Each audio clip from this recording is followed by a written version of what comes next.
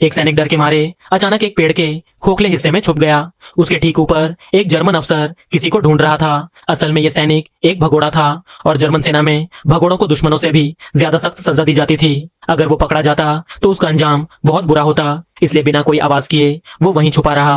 कुछ देर बाद जब सैनिक वहां से चले गए तो वो धीरे धीरे बाहर निकला। ठंडी हवा से वो कांपने लगा और उसे बहुत भूख भी लगी थी। तभी उसने पास में खड़ी एक मिलिट्री जीप देखी। वो खाली थी, लेकिन अंदर एक गर्म कोट, उसके साइज के बूट और फलों से भरी एक टोकरी रखी थी। थोड़ा और देखने पर उसे एक अफसर की यूनिफॉर्म भी मिल गई। तभी उसके दिमाग में एक योजना आई। उसने जल्दी से यूनिफॉर्म पहन ली और जीप के शीशे में देखकर अपने चेहरे से मिट्टी साफ कर दी। अब उसे ये नया रूप अच्छा लगने लगा।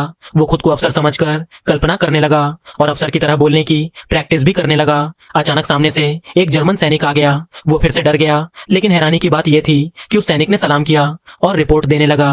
तभी उसे याद आया कि अब वो कैप्टन के कपड़ों में है। उसने सैनिक को आदेश दिया कि जीप को कीचड़ से बाहर धकेले और चुपके से उसकी पिस्तौल अपने पास रख ली। जल्दी जीप बाहर आ गई और वो धीरे धीरे अपनी नई पहचान में ढलने लगा। उसने सैनिक से उसका आईडी मांगा। सैनिक घबराते हुए सारे कागज दिखाने लगा और बोला, मैं भगोड़ा नहीं हूँ साहब, बस अपनी यूनिट से बिछड़ गया था। आदमी जानता था कि यह झूठ है क्योंकि वो खुद भी भगोड़ा था, लेकिन उसने उसे बेनकाब नहीं किया बल्कि एक सेब दिया और दोस्त बना लिया। दोनों जीप लेकर एक रेस्टोरेंट की तरफ खाना ढूंढने निकल पड़े। रास्ते में उसने अपना पुराना भगोड़ों वाला यूनिफॉर्म फेंक दिया। जल्दी वो एक शराब खाने में पहुंचे, लेकिन वहां किसी ने उन्हें इज्जत नहीं दी। जर्मनी युद्ध हार रहा था और लोग सेना से नफरत करने लगे थे। तब उसने एक चाल चली। उसने सबको बताया कि वो सरकारी अफसर है जो युद्ध से हुए नुकसान का रिकॉर्ड ले रहा है ताकि भविष्य में मुआवजा दिया जा सके। ये सुनते ही लोग मदद करने दौड़ पड़े और अपनी अपनी परेशानियां बताने लगे।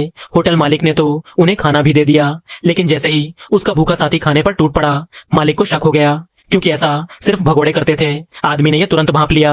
भले ही वो भूखा था, लेकिन उसने धीरे धीरे शांति से खाना खाया ताकि किसी को शक ना हो। रात को होटल मालिक ने उन्हें कमरा दिया, लेकिन सोने से पहले रोक लिया। उसने कहा, हमने एक भगोड़ा पकड़ा है, अब ये कैप्टन इसे सजा देगा। ये एक परीक्षा थी। खुद को बचाने के लिए आदमी को एक नकली बंदूक उस कैदी की तरफ तानानी पड़ी। इससे होटल मालिक का शक दूर हो गया, लेकिन अब वो जगह सुरक्षित नहीं थी। सुबह होते ही दोनों वहां से भाग निकले और एक नई यात्रा पर निकल पड़े। ऐसी यात्रा जिसने उनकी जिंदगी हमेशा के लिए बदल दी।